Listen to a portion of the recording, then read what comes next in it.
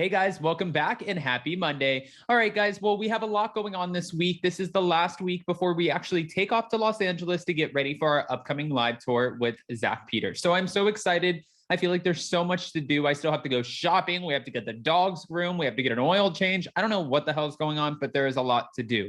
In the meantime, though, we do know that the Real Housewives of Potomac, they actually started filming season 7, and we're hearing one person who is actually out. So thank you to Reality Blurb for another amazing write-up. We're back to talk about it all. But before we jump in, if you guys haven't already, go ahead, smash that like button. If you're not subscribed, get subscribed. And don't forget to hit that notification bell because, well, you don't want to miss anything we have coming up. With that, let's jump right in. It's time for all your binge-worthy pop culture news. Welcome to Up and Adam. All right, guys, that's right. So we've already seen photos, let's say photos, at least of Giselle Bryant, Robin Dixon, Karen Huger, and Ashley Darby filming for season 7. But we're hearing while most people are back, there is one person who actually won't be. Recent reports indicated that all of the full-time cast members of The Real Housewives of Potomac season 6 would be offered a contract for season 7. At the time, however, it was not confirmed if Askella Davies, a friend of the Housewives, who was introduced by Robin Dixon, so Askella Davis, if she would get a spot. Now, however, production sources are telling TV Beats that Askella will not be coming back to the popular Bravo series. The insiders revealed that she didn't receive an invitation for season 7, although the rest of her castmates did. In the past, the outlet also reported that production would begin in the middle of March after the contract negotiations were settled. This is indeed what happened, and last week, producers arrived in Potomac to start filming. I actually even said that there was a guy, he's a producer, his name's James, and he was the one who broke up the fight between Candace and Monique, well, kind of. And I saw where he posted on social media that he was flying into DC. So I was like, yes, let's kick off Potomac right. And he's like, with one of those emojis, the woohoo, kind of looks like a touchdown emoji. I don't know. At that point, I knew exactly what he was there to do because James is always working. Now, on March 25th, 4 of the returning housewives, Karen Huger, Giselle Bryant, Ashley Darby, and Robin, shared photos of themselves at one of their first group scenes of the season. Although Mia Thornton, Dr. Wendy Osefo, and Candace Diller-Bassett were not seen in the photos, they will be cast members, according to the outlet. It was recently rumored, however, that Candace was getting fired, but we're hearing that that is not true. Mia will likely be happy to hear of Askella's absence in the upcoming season, as the two of them, well, they had a history of kind of feuding. Now, season 7, which will wrap by the end of summer, is set to air in later of 2022. Now, guys, with all of this information going on and Mia Thornton coming back, we know that Mia Thornton right now is on a health journey that nobody was anticipating. Normally, you don't anticipate cancer scares or something along those lines, but a lot of people on social media were saying Mia Thornton should sit this one out. And I don't necessarily agree with that. I feel like Mia Thornton is a grown woman. And if she's going through health struggles and she feels like she has the strength to also film, there are so many people out there, especially viewers who are watching, going through similar things that I think with her showcasing, listen, I'm going through this. I have my family by my side. I'm also, picking myself up every day and I'm not letting this get the best of me. I think that's sending a message to a lot of the viewers who will be watching who are going through something similar. So I seriously applaud Mia Thornton for taking the season 7 contract when we all would have understood why she wouldn't have had she not have, but she did. And as for Candace Diller-Bassett being fired or not being fired, I'm not shocked that she's not fired.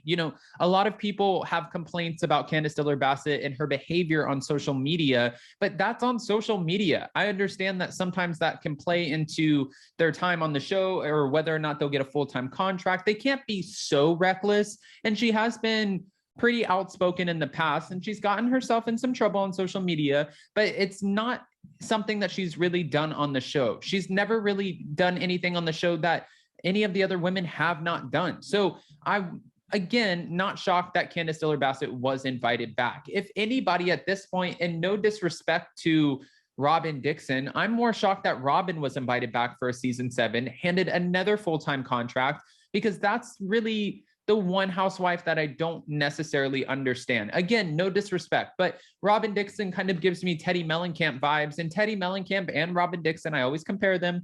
I feel like they both are amazing friends, amazing wives, amazing mothers, but it doesn't mean that you're necessarily amazing on reality TV. I don't understand how they continue to keep Robin Dixon around. Again, don't want to get anyone fired, but I don't understand how they continue to keep her around unless, of course, it's just the simple fact that Giselle Bryant needs an ally or somebody to film with, and Giselle's out here fighting for Robin's position, which in the past for season 1 was actually the case. When producers reached out to Robin, she was so uninterested. She told the producers, I guess she didn't really try to put it on for the producers and try to really win her spot on the show. And they called Giselle after recommending Robin, and they were like, no, this girl, it's not going to work. And Giselle was like, please give her a chance, call her back. And then she had to call Robin and say to Robin, girl, you need to be a little bit more interesting than this, because if not, you're not going to be on the show. And I need you on the show. I want you on the show.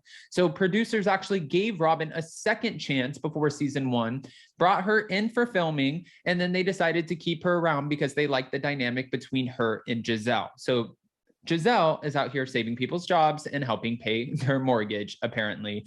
Guys, go ahead and comment below. What are your thoughts on all of this? And what are your thoughts on season 7, the contracts that have gone out? Are you shocked at the fact that we're getting all of the cast members back except for a friend of the show? Are you shocked that everybody received full-time contracts?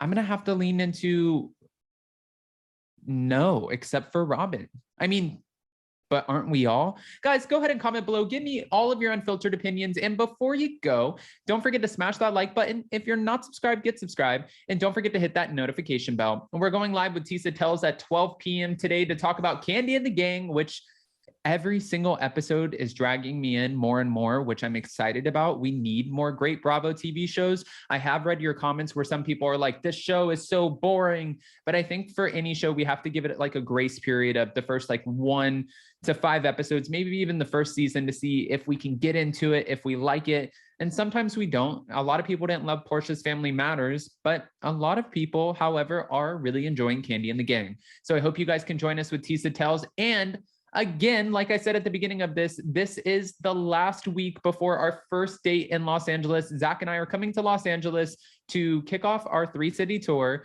and I cannot believe it's next week. Obviously, Los Angeles is sold out and the VIP seats are sold out in all 3 cities, but you can still get GA tickets in Nashville and New York. And if you guys want to live stream because you have FOMO and you don't want to miss out on all of the fun, I suggest you go to spillingtealive.com, grab your live stream tickets and join us. You guys can also, if you get the VIP live stream tickets, can ask questions while we're on stage. You get behind the scenes, bonus footage. I mean, you name it, you get it. So it's a part of the whole package. We love you guys. Smash that like button and we'll see you so very soon. Bye, guys.